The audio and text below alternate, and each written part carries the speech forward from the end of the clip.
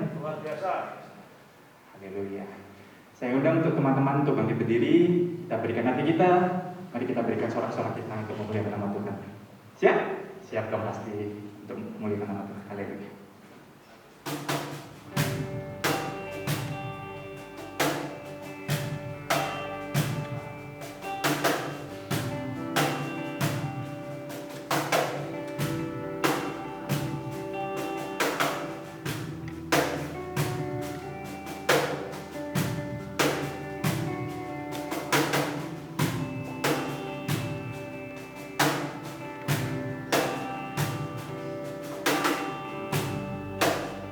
Dekat padamu, itu rinduku.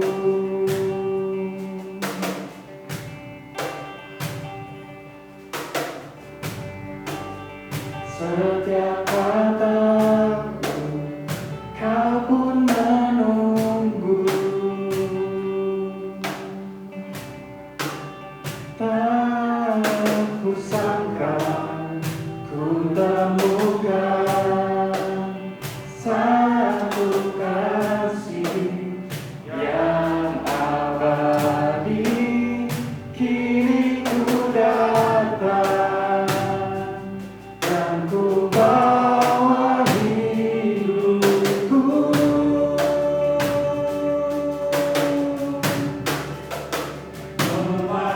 Memandang wajahmu, mengikuti kebaikanmu, mengejar hadirmu dalam hidupku.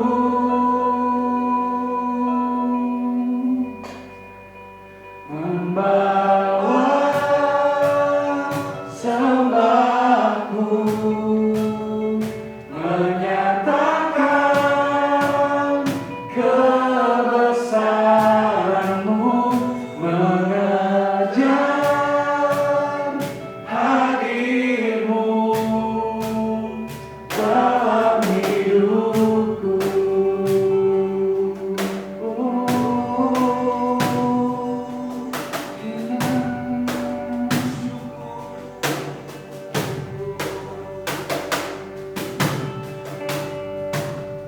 Dekat padamu, itu rinduku.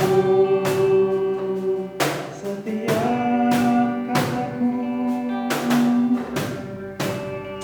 setiap kataku, kau pun menunggu.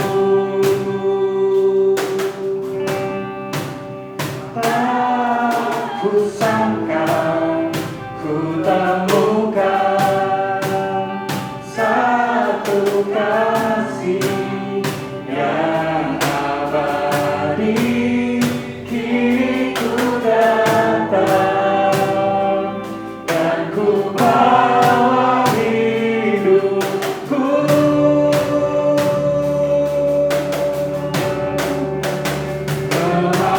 Memandang wajahmu,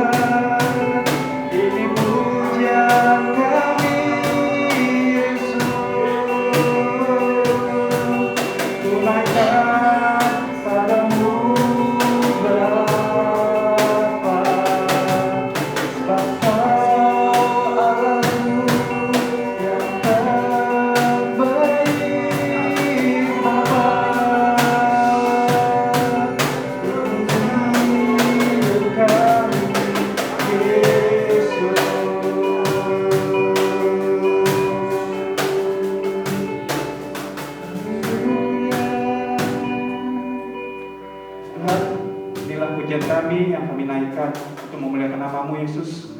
Sebab dengan apa kita balas perbuatan-Mu yang sangat mulia, bahkan nyawa-Mu Kau serahkan bagi kami Tuhan. Selain puji-pujian kami, ucapan syukur kami naikkan pada hari ini Tuhan. Dan kiranya Tuhan, Kau sertailah kami bisa menjadikan pujian-pujian ini menyenangkan hati-Mu, sebab nama-Mu saja dipermuliakan Tuhan. Terima kasih Tuhan, kami akan memulai puji-pujian kami akan memulai persembahan kami akan melakukan yang terbaik untuk memuliakan nama-Mu, sebab nama-Mu saja yang dimuliakan. Haleluya. Terima kasih Tuhan, kami segenap percaya yang mengatakan amin. Haleluya. Haleluya. Masih semangat? Masih dong. Kita sapa dulu dah samping-sampingnya. Katakan shalom, apa kabar? Luar biasa. Shalom, apa kabar? Luar biasa. Pasti ya. Siap untuk memuliakan nama Tuhan? Siap dong, harus siap. Karena Tuhan kita sudah sangat luar biasa kan? Tuhan kita juga sudah memberikan nyawanya yang terbaik. Masa kita diam-diam aja, diam-diam baik gitu. Mari kita berikan yang terbaik. Mari kita berikan sorak-sorai kita untuk memuliakan nama. Haleluya.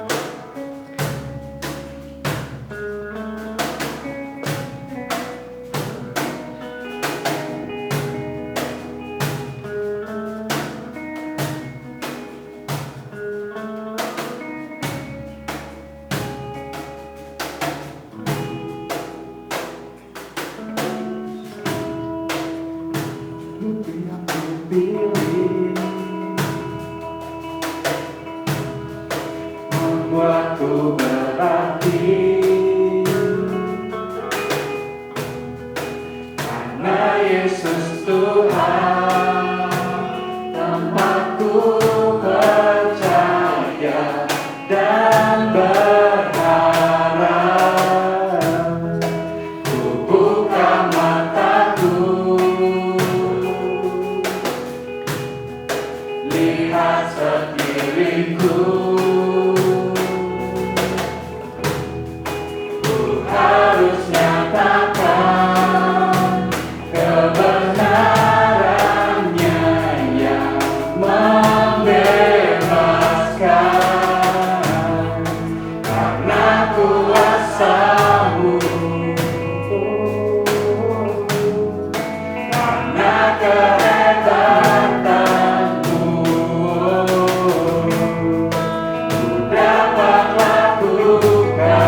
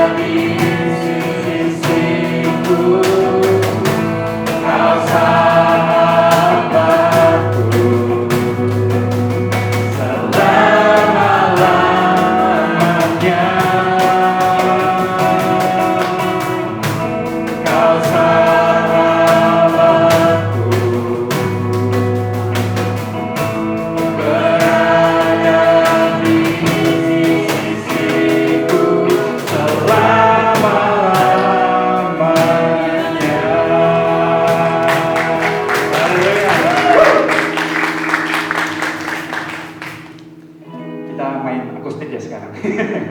Jadi bisa teman-teman bisa seperti untuk duduk dulu, kita kasih persembahan kita yang terbaik, yang doa persembahan bisa dipersilakan.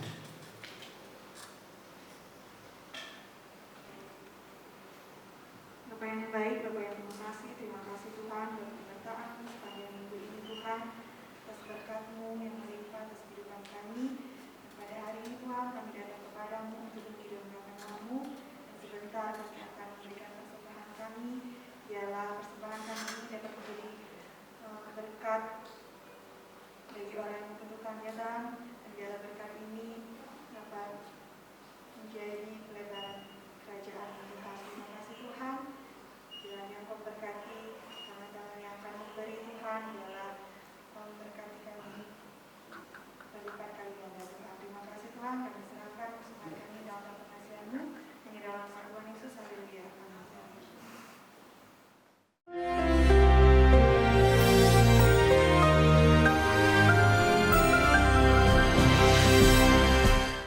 Shalom seluruh warga kerajaan.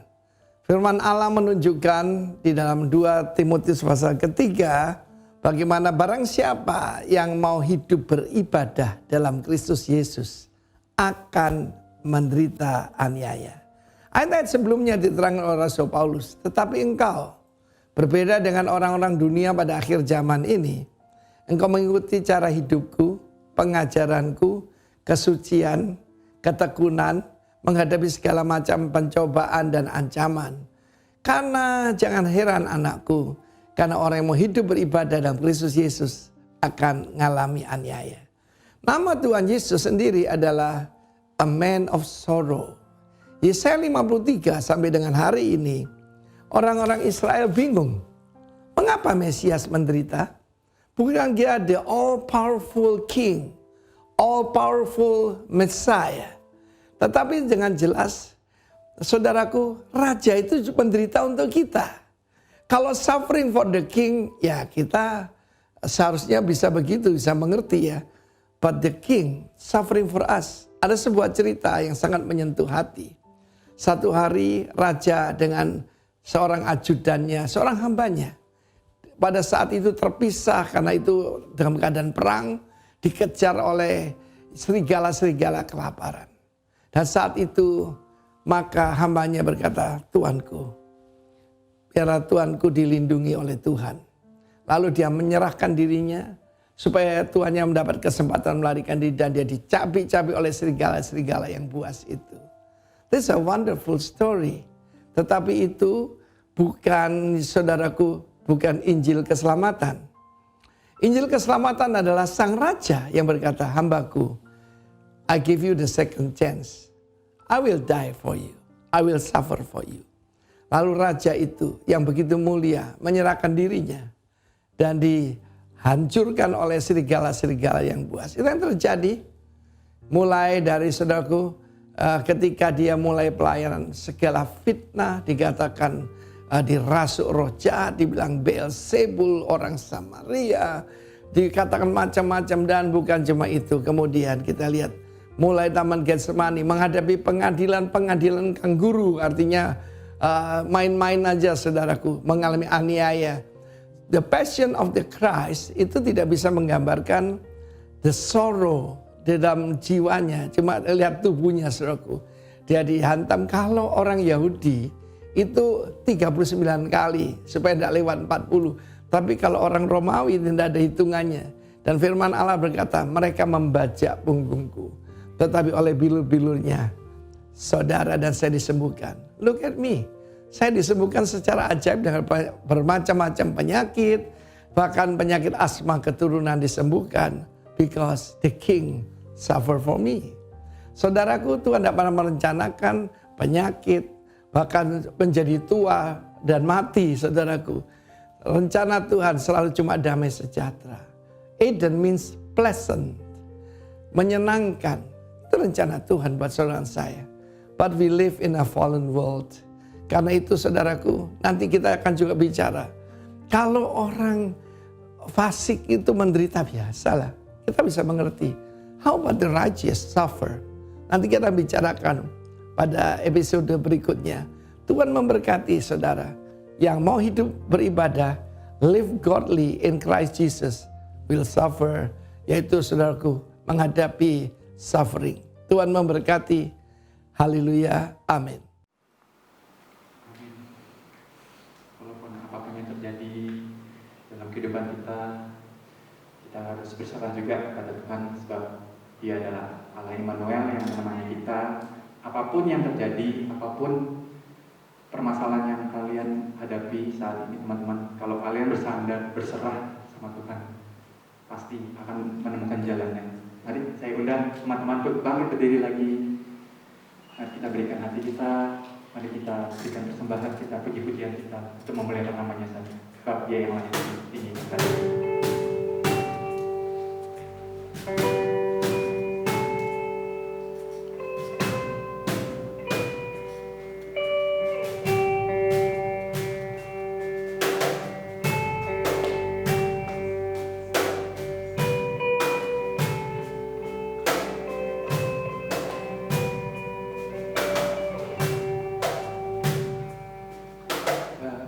Aku datang dan berserah, ku nyatakan Kau yang berkuasa dalam gelap.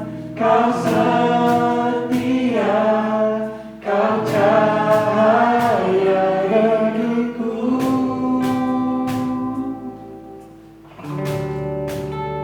Kau kuatkan aku bertahan, Kau harapan dalam kesesakan, Kau buktikan kesetiaan-Mu Tuhan, Engkau Allah Immanuel.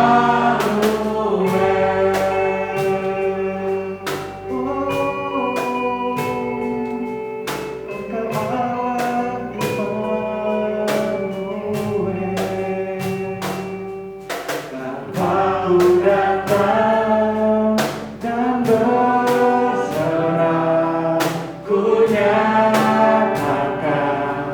Kau yang berkuasa dalam gelap. Kau setia, Kau cahaya hidupku.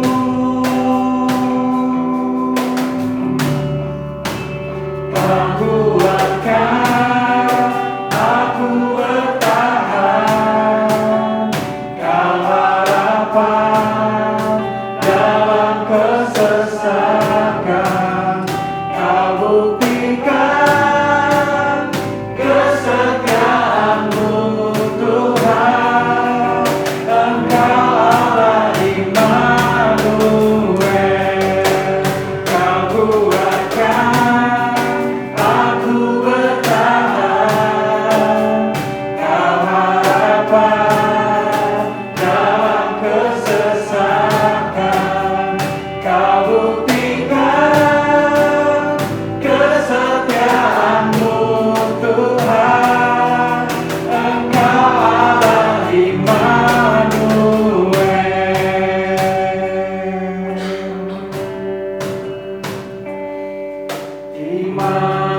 Immanuel, Immanuel, Engkau besertaku.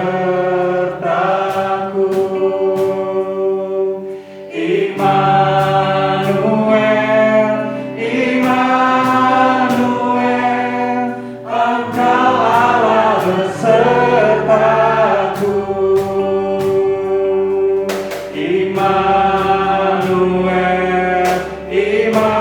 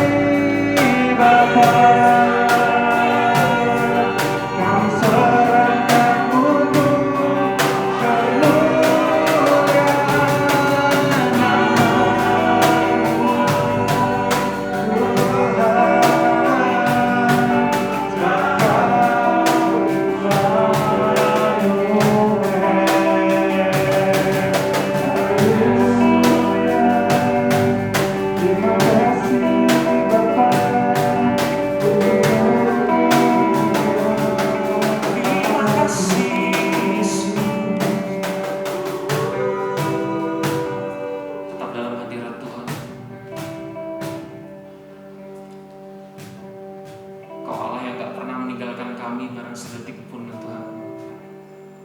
Setiap kata kami Kau menunggu, setiap langkah kami Engkau tuntun Tuhan. Dan kami percaya Tuhan, kami ada hari ini itu semua karena kebaikan-Mu Yesus. Engkau Allah Immanuel. Terima kasih Tuhan. Terima kasih buat puji-pujian yang masih Engkau berikan kami kesempatan untuk kami naikkan. Terima kasih untuk setiap nafas hidup kami yang boleh kami jalani sampai hari ini. Biarlah firman-Mu tumbuh di tanah yang subur, menjadi kekuatan untuk kami semua, rema dan tuntunan bagi kami. In Jesus name, haleluya, amin. Oh, thank you buat tim Praise and Worship luar biasa. Kasih applause dulu dong. Haleluya. Saya izin nyalakan pointer dulu coba ya. Oke. Buat yang belum kenal, mungkin saya perkenalan dulu. Buka masker, boleh buka masker? Oh. Izin buka masker berarti ya. Kirain nggak boleh gitu. Oke, buat yang belum kenal, kalian bisa panggil nama saya Joshua, Kevin. Nyamannya seperti apalah. Kalau teman-teman biasa panggil saya Kevin. Kevin, kita seumuran jadi ya panggilnya Kevin aja ya, nggak usah pakai Kak Kevin atau Om Kevin lah. Hanya Om Hans di sini aku. Iya, pertama-tama aku mau say thank you dulu buat Om Hans ya. Udah ngasih ada kesempatan di sini. Sungguh luar biasa. Karena Om Hans ini sosok yang sangat rohani menurut saya gitu. Entah itu di gereja, di luar gereja, itu sangat rohani. Karena seringkali seperti ini, pertemuan saya dengan Om Hans di Canggu itu ibaratnya udah seperti KKR. Ada yang pernah ikut KKR di sini? Ya, beberapa orang pernah ya. Datang sakit, pulang sembuh gitu kan. Itu tusuk jarum maksudnya. Enggak promosi, kesaksian. Jadi seringkali ke Canggu itu saya jarang ke Canggu. Jadi ke Canggu itu cuman paling ke tempatnya Om Hans. Entah karena ya cedera atau nggak bisa noleh gitu kan, Om Hans yang obati, ataupun nganterin papa mama saya, Om Hans juga yang obatin. Jadi Om Hans ini wah udah setiap hari dia KKR, ngadain KKR kesembuhannya, datang sakit pulang sembuh, wah luar biasa. Dan menariknya tema bulan ini tentang suffering, ya kan? Suffering for the King, menderita untuk sang raja. Kalau sehari-hari biasanya kita dengar tuh Tuhan Yesus mati buat kita, benar nggak? Engkau Allah Immanuel, nggak pernah meninggalkan. Sampai kayak mungkin dari lahir Kristen sampai hari ini kita udah biasa dengar seperti itu. Tapi untuk kita dengar kita juga harus menderita buat sang raja itu jarang, apalagi pengkhotbah biasanya jarang mau menyampaikan tentang penderitaan. Siapa yang mau menderita coba? Ada di sini yang mau menderita itu? Paling simpel misalnya pulang gitu kan, pasti kita doanya berikan keselamatan ya kan, tim Praise and Worship gitu. Dan misalnya selesai melayani pasti doanya terima kasih Engkau sudah menyertai pelayanan kami hari ini. Kami mau pulang, Engkau yang sertai Tuhan. Tiba di tempat tujuan, tidak kekurangan suatu apapun. Entah kami pulang atau kami kumpul makan. Nah, tapi kan pasti doanya yang baik-baik. Tidak ada orang mau menderita. Cuma saya percaya Bapak Gembala pilih tema pasti ada tujuannya. Pasti ada yang bisa dipetik dari situ. Oke, mungkin bisa ditampilin. Nah, kelihatan ya, walaupun agak pucat nih, saya salah pilih warna kayaknya nih. Oke, hari ini saya ingin bawakan kisah tentang The Wretch, atau bahasa Indonesia si malang, si sial, si pahit. Kalau kita googling tokoh Alkitab yang paling menderita, kayaknya gampang sekali kita Siapa misalnya tokoh Alkitab yang paling menderita? Nomor 1 pasti Ayub. Ada yang di sini namanya Ayub? Puji Tuhan tidak ada ya. Ada di sini yang namanya Stefanus. Wah, untung kamu masih ada di sini, belum dilempar batu ya. Atau mungkin di sini ada yang namanya ya Yusuf. Wah, Yusuf, Joseph, apalah itu namanya. Di penjara, difitnah. Tapi kalau kita cek dan kita relate, orang-orang hebat yang ada di firman Tuhan itu semuanya orang-orang yang mengalami penderitaan. Well, sebelum masuk ke tema, kita bahas tentang sufferingnya dulu. Suffer atau menderita. Nah, di depan ini bukan gambar kartun-kartun atau gimana. Bagi saya itu seperti ini. Kalau ngomongin penderitaan atau hal-hal yang menyedihkan, nggak ada ukuran yang pasti. Orang itu menderita atau tidak menderita, bener ya? Ada nggak yang bisa nyebutin ukuran pasti orang nggak menderita? Oh, kalau dia udah kaya, dia nggak akan menderita. Well, Michael Jackson mati overdosis. Overdosis ya pasti bunuh diri kan? Nggak ada kan? Ada yang di rumahnya di sini ada obat itu cemilin satu-satu, nggak sadar gitu kan? Lama-lama, ngefly mati sendiri. Enggak, pasti ya dia mungkin stres, dia tertekan, dia konsumsi banyak obat sampai akhirnya overdosis. Dan kalau bicara orang yang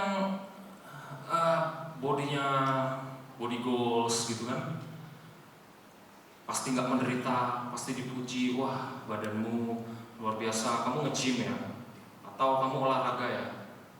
Enggak juga. Karena saya pernah ketemu orang yang bodinya sama sekali nggak body goals tapi happy-nya luar biasa. Pernah ketemu orang kayak gitu? Yang kayak dikit-dikit ketawa.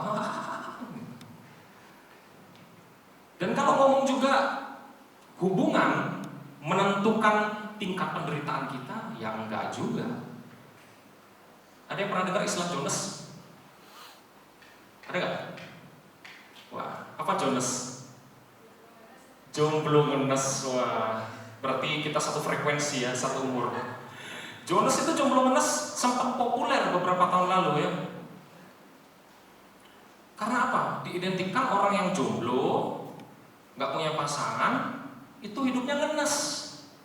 Nggak ada yang ngechat, gitu kan? Kalau nunggu chat mungkin dia nunggu chat promosi dari beberapa akun gitu kan. Atau mungkin ada SMS masuk, gadai BPKB-mu sekarang gitu kan, sekolahin, kayak gitu-gitu.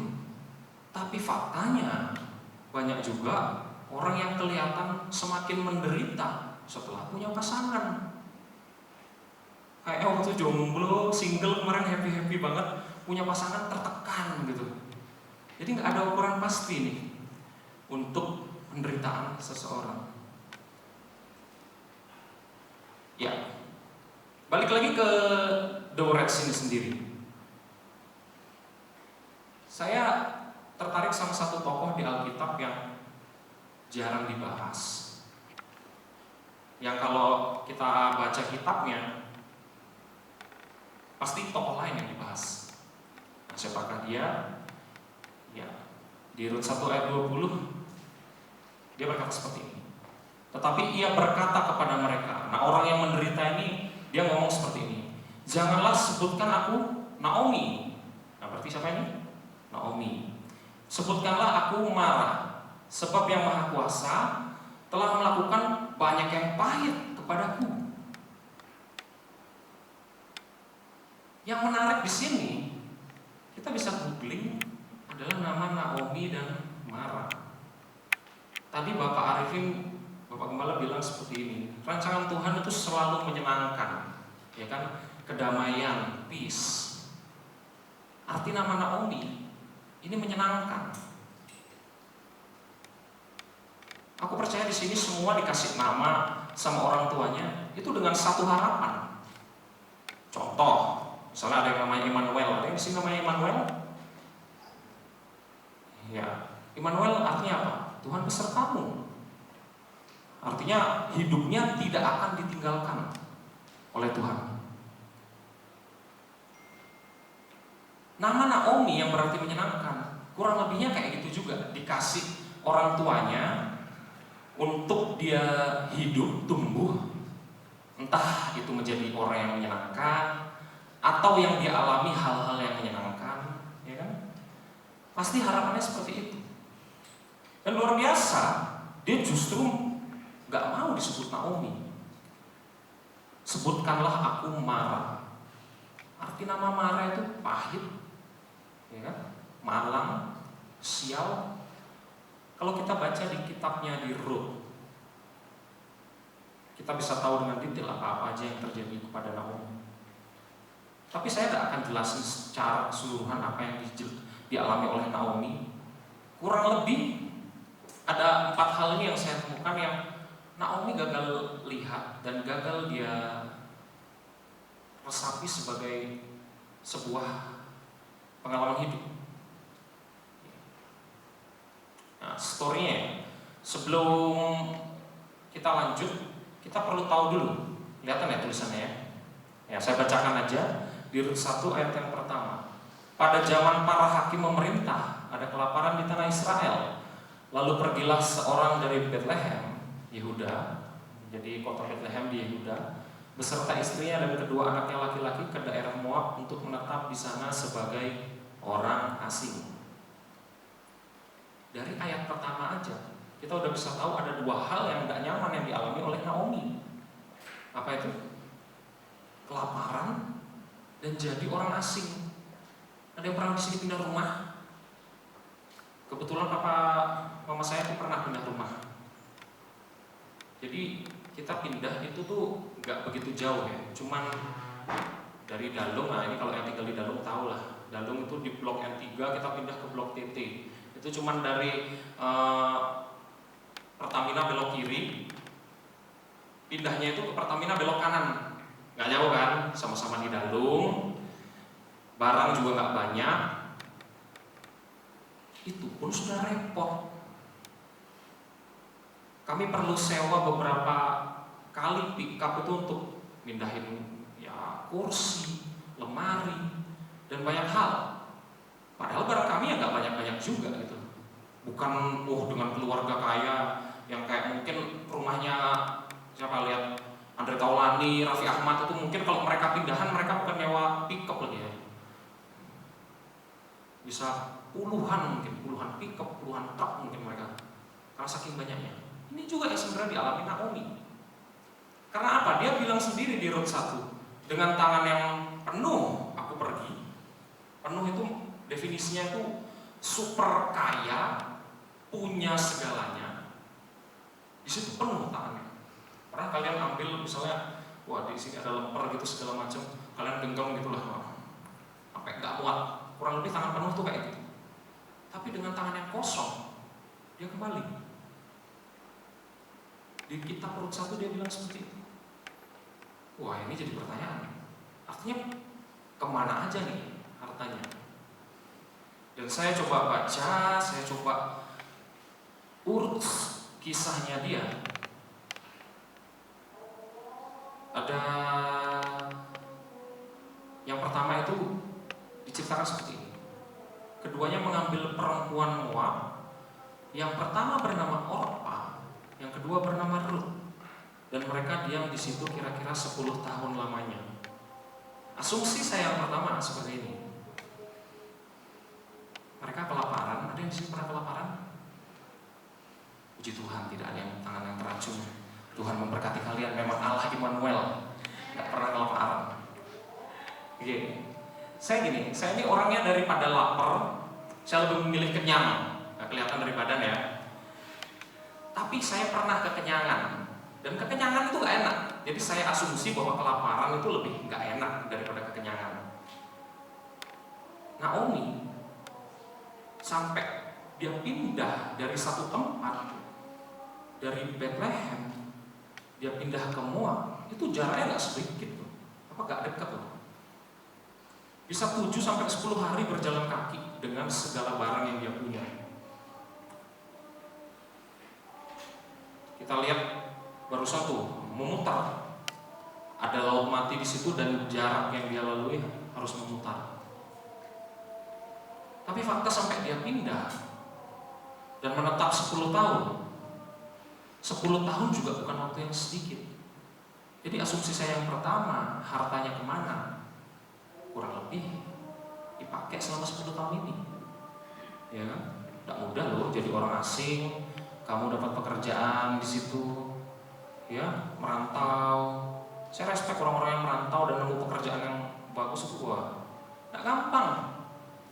Apalagi zaman itu, baru dilihat, wah, ini bangsa Yehuda nih, bukan bangsa kita. Sangat kental yang seperti itu. Jadi asumsi saya waktu itu hartanya habis karena apa? 10 tahun ini. Tapi ada hal yang sebenarnya dia dapat di sini. Dia bisa nikahin anaknya 2. Pertanyaan ini, mungkin nggak sih anaknya dinikahin kalau masih berkutat, kalau masih bingung sama urusan perut, kalau masih kelaparan? Menurut saya, Naomi dan Elimelek suaminya nggak terlalu bingung sama kelaparan. Nyatanya anaknya 2 nikah, bukan 1 yang menikah, bukan sandwich generation, ya kan? Wah, saya harus anaknya bukan sandwich generation, bukan yang harus biayain Naomi sama Elimelek gitu. Tapi mereka bisa menikah. Artinya di situ apa? Yang pertama, udah ada pemulihan, sebuah recovery. Tuhan sudah berikan. Dari yang kemarin bingung kelaparan, bingung tempat tinggal, dapat tempat tinggal yang baru. Kemudian dia bisa menikahkan kedua anaknya, 2 loh, bukan 1. Itu sebuah pemulihan dalam hidupnya. Kemudian yang kedua, di Rut 1 ayat 14 dikatakan seperti ini, menangis pula mereka dengan suara keras. Lalu Orpa mencium mertuanya itu minta diri, tetapi Rut tetap berpaut padanya. Ini sangat bersyukur. Naomi punya Rut. Ada yang di sini udah menikah? Boleh? Ya, selain Om Hans, oke, ada. Baru 1 ya? Oh, sudah menikah? Juga. Atau akan menikah mungkin? Ya, kalau saya sih baru akan menikah. Tapi gini, deket sama mertua itu nggak gampang. Ya, buat kalian yang masih single, cari pasangan jangan cuma cari pasangannya, cari juga orang tuanya. Ketahui benar-benar ya orangnya seperti apa gitu loh. Karena cocok sama mertua itu nggak gampang, susah. Aku suka keju, kau suka singkong, nah gitu misalnya kan. Tapi fakta bahwa Rut mau ikut Naomi. Ada beberapa pemikiran saya di sini. Bisa jadi yang pertama, Naomi ini orang yang baik, ya kan? Kalau orang nggak cocok sama orang, ya udah tinggal aja. Gitu. Apalagi anaknya 2 ini posisinya udah meninggal. Kalau kita baca di Rut 1, yang saya nggak bisa jelasin semua detail di sini, itu anaknya Mahlon dan Kilion itu udah meninggal. Pada zaman itu gak ada tanggung jawab kayak sekarang gitu. Ada hukum tertulis gitu kan. Orang kalau anaknya meninggal, apakah menantu perlu menanggung mertua? Gak ada zaman itu. Pergi ya pergi, nikah ya nikah lagi. Makanya di situ ada tertulis. Naomi juga ngomong, kalaupun aku menikah, emangnya kamu mau nunggu aku punya anak besar gitu kan? Baru kamu menikahin aku. Karena waktu zaman itu memang gak ada tanggung jawab, tapi fakta Rut mau ikut Naomi. Sebenarnya di situ ada sebuah keintiman, intimasi. Menantunya lengket sama dia. Jadi sekalipun di tengah-tengah momen mengharukan, ada orang yang menangis bareng sama dia. Tidak gampang punya orang yang bisa ketawa bareng kita gampang banget ya kan. Kita lagi banyak uang, kita ulang tahun, kita traktiran, mereka ketawa-ketawa, wah you spend time, you spend money di situ, gampang. Tapi buat nemu orang yang mau nangis bareng kamu, coba Anda, susah. Kayak kita udah cerita segala macam, untuk orang ada yang empati dan nangis bareng.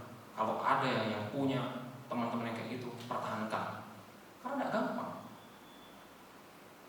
Dari momen-momen menderita itu, keintiman kita dengan seseorang itu kelihatan.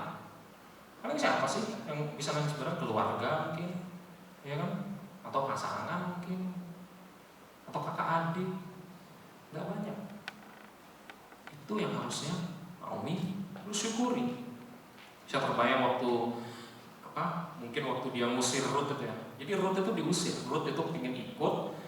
Naomi bilang, jangan, pulanglah kembali ke rumah orang tuamu, ke tanahmu.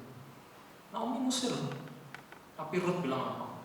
Tuhanmulah Tuhanku, bangsamulah bangsaku. Wah, kayak dia ngikut aja terus. Mungkin kalau dinyanyiin lagu, pergilah kau, si Ruth jawab, mengejar hadirmu. Wah, gitu. Pergi dari hidupku, mengikuti kebaikan. Nggak mau pergi dia, lengket. Ada suatu keintiman yang sebenarnya bisa dilihat di situ. Lalu yang ketiga, terambil dari ayat yang ke-14 begini. Kemudian berkemaslah ia dengan kedua menantunya, dan ia pulang dari daerah Moab, sebab di daerah Moab ia mendengar bahwa Tuhan telah memperhatikan umatnya dan memberikan makanan kepada mereka. Nah, saya percaya selain orang yang baik kepada sesama, Naomi ini juga orang yang spiritualitasnya tinggi. Dia mengandalkan Tuhan. Karena apa? Dia nyebut di situ apa? Karena dia telah mendengar Tuhan telah memperhatikan bangsanya. Apa yang dia dengar? Tuhan. Udah gampang lo dengar suara Tuhan. Dengar sesuatu yang Tuhan kerjakan, tak mudah. Jadi saya percaya spiritualitas seorang Naomi ini tinggi, dan harusnya dia nggak perlu bilang panggil aku marah. Kenapa? Dia punya Tuhan. Di akhir kisah dari hidup Naomi, kita tahu sama-sama dia dapat seorang cucu. Ada yang tahu nama cucunya?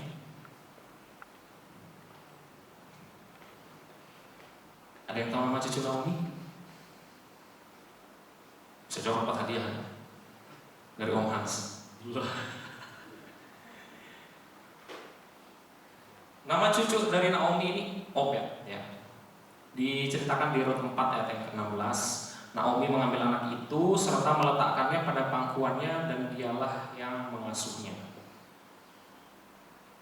Mengasuh cucu itu gak semua nenek bisa alamin ya.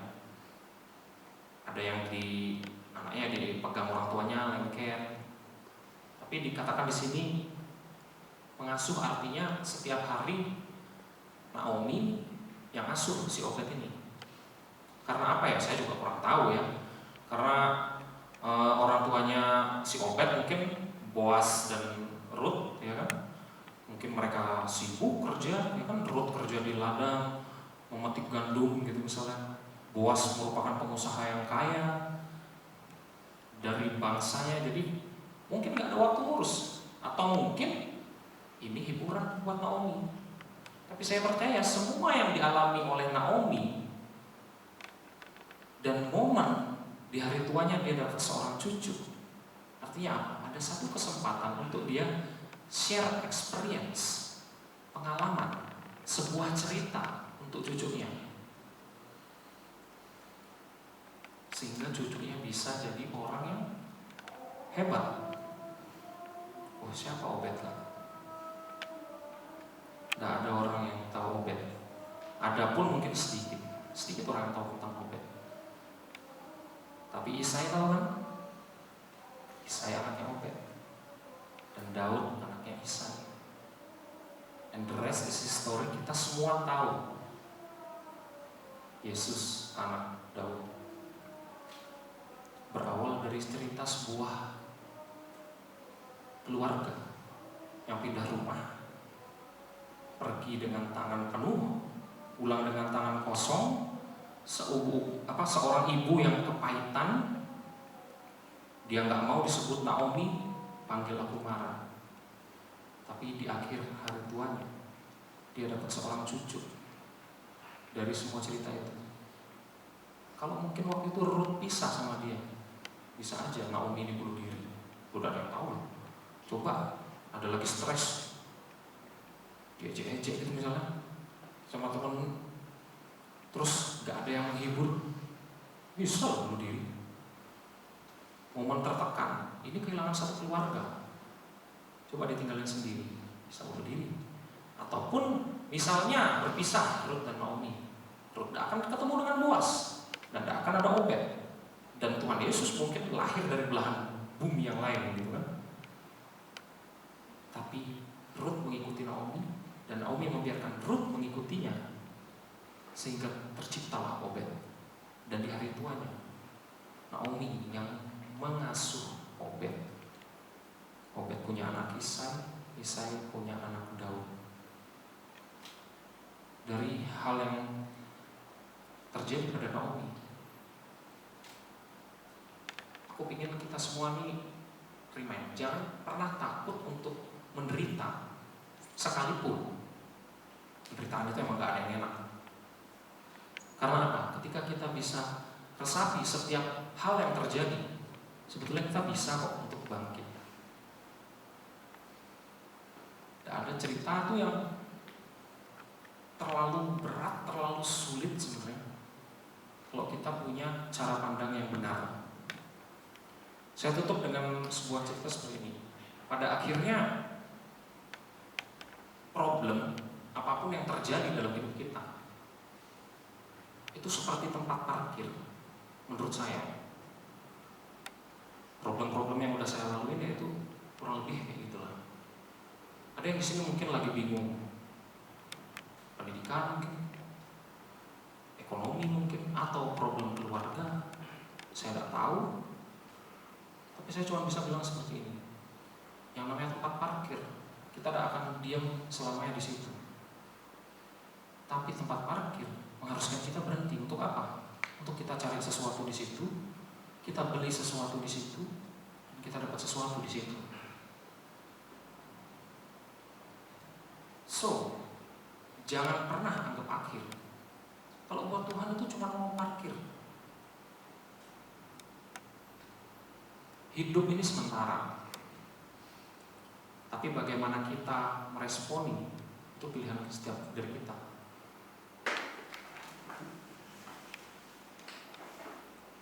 Yang diberkati pada sore hari ini, adik-adik yang dikasihi Tuhan, Kevin ini adalah ketua tradisi di Lembah. Terima kasih atas pelayanan Kevin pada sore hari ini. Adik-adik, penderitaan itu sudah dialami Tuhan Yesus 2000 tahun yang lalu. Ya, penderitaan itu sudah dibayar lunas dengan Tuhan di kayu salib untuk kehidupan adik-adik dari saya. Dan sore hari ini kita akan menerima satu perjamuan. Siapa di antara kalian yang belum terima roti dan anggur bisa angkat tangan, nanti hasil bersama.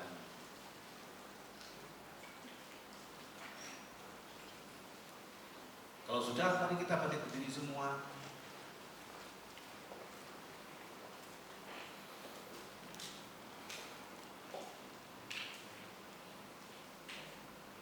Kita angkat tinggi-tinggi roti di atas kepala kita. Terima kasih Tuhan Yesus. Tuhan sudah memberikan satu contoh penderitaan yang dialaminya, bahwa itu untuk kehidupan kita semua. Bukankah roti yang kita angkat tinggi ini adalah persekutuan kita dengan darah Yesus? Amin. Mari kita makan bersama-sama.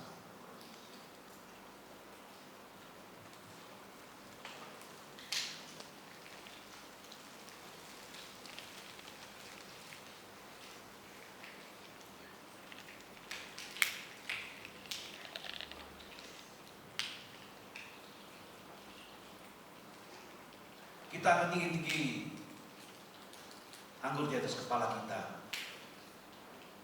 Terima kasih Tuhan, terima kasih pengorbanan-Mu yang boleh kami rasakan. Darahnya tercurah di kayu salib untuk membayar setiap dosa yang kita perbuat.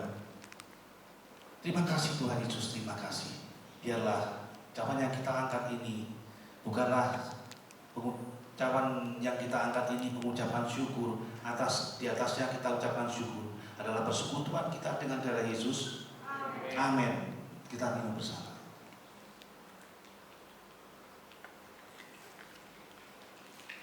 Terima kasih Tuhan Yesus, terima kasih atas pengorbanan-Mu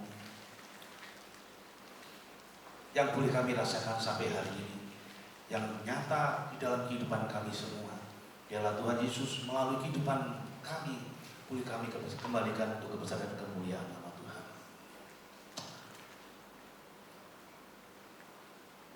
Terima kasih Tuhan Yesus, terima kasih. Kiranya Engkau memberkati aku melimpah-limpah dan memperluas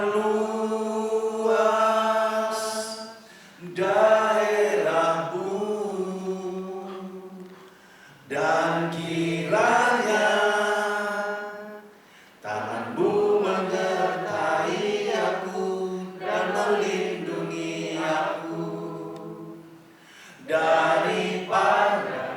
Angkat tangan kalian semua, terimalah berkat dari Allah Bapa.